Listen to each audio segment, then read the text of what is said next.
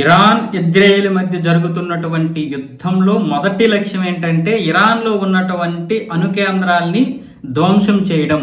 America యొక్క మొదటి లక్ష్యం కూడా అదే. ఇరాన్ ఎట్టి పరిస్థితుల్లోనూ అణ్వాయుధాలు తయారు చేయకూడదు. ఇరాన్ గనక అణ్వాయుధాలు తయారు చేస్తే ఇక ఇజ్రాయెల్ మనుగడ కష్టం.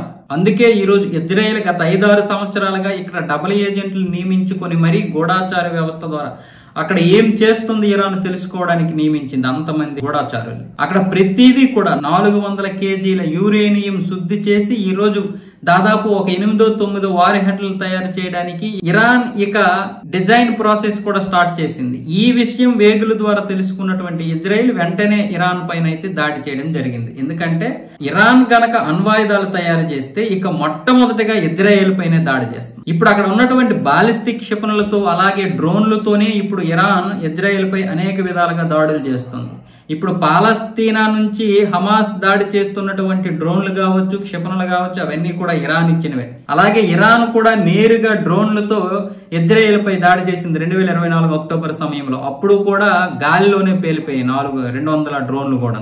అంత పటిష్టమైనటువంటి వ్యవస్థ ఉన్నప్పుడు కూడా ఇజ్రాయెల్ ఎందుకు భయపడుతుందంటే ఇరాన్ కనుక అణ్వాయుధాలు తయారు చేస్తే ఇక మొట్టమొదటిగా ఇజ్రాయెల్ పై దాడి చేస్తారు. లేదంటే హమాస్ చేతిలో ఆ బాంబులు వెళ్తాయి. హమాస్ కూడా ఖచ్చితంగా ఇజ్రాయెల్ పై పూర్తిగా నాశనం చేసేసి ఆ ప్రాంతాన్ని ఆక్రమించుకోవడము, లేకపోతే యూదుల్ని పూర్తిగా లేకుండా చేయడమే వాళ్ళ లక్ష్యం. అందుకే ఈ రోజు అది బాలిస్టిక్ క్షిపణులు కూడా తయారు చేయనివ్వకుండా బాలిస్టిక్ ఈ క్షిపణ కేంద్రాల పైన కూడా ఇజ్రాయెల్ దాడి చేసింది. మరి ఇలాంటి పరిస్థితుల్లో మరి ఎందుకు అక్కడ అణు కేంద్రాలను వదిలేసి మరి సీజ్ ఫైర్ చేశారు అంటే చేయాల్సినంత దాడి చేశారు, కానీ ఈ యొక్క యురేనియం మీద మాత్రం దాడి చేయలేదు. ఇప్పుడు అంతర్జాతీయ అణుశక్తి కేంద్రం కూడా మీటింగ్ ఏర్పాటు చేసి ట్రంప్ తో మాట్లాడి యురేనియం మీద గనక దాడి చేస్తే దాని వల్ల వచ్చే రేడియేషన్ కి అక్కడ తీవ్రమైనటువంటి ఇబ్బందులకి ప్రజలు గురవుతారు కాబట్టి అది అమెరికాపై తీవ్రమైనటువంటి ప్రభావం చూపిస్తుంది. దాంతో పాటు మొత్తం ప్రపంచం కూడా ఇప్పుడు అమెరికాకి వ్యతిరేకమైపోయే పరిస్థితి వస్తుంది. ఇప్పటికే ఈ యొక్క టారిఫ్ల ద్వారా అలాగే ట్రంప్ తీసుకొస్తున్నటువంటి విధానాల ద్వారా అమెరికాలోనూ చెడ్డ పేరే, అలాగే ప్రపంచ దేశాలు కూడా ఇప్పుడు గుర్రుగా ఉన్నాయి అమెరికా పైన. ఇలాంటి పరిస్థితుల్లో ఇరాన్ పై ఒకవేళ ఇలాంటి దాడి జరిగితే ఆ రేడియేషన్ వల్ల రావడం వల్ల ప్రజలు ఇబ్బందులకు గురైతే ఇక ముస్లిం దేశాలు చూస్తూ ఊరుకోవు. అవి ఇప్పటి వరకు ఒక ప్రభుత్వానికి జరుగుతున్నటువంటి యుద్ధంగా చూస్తాయి. కానీ ప్రజల విషయానికి వచ్చి అనేక వేల మంది ప్రజలు ఇబ్బందులకు గురైతే ఇక ఊరుకుంటాయా?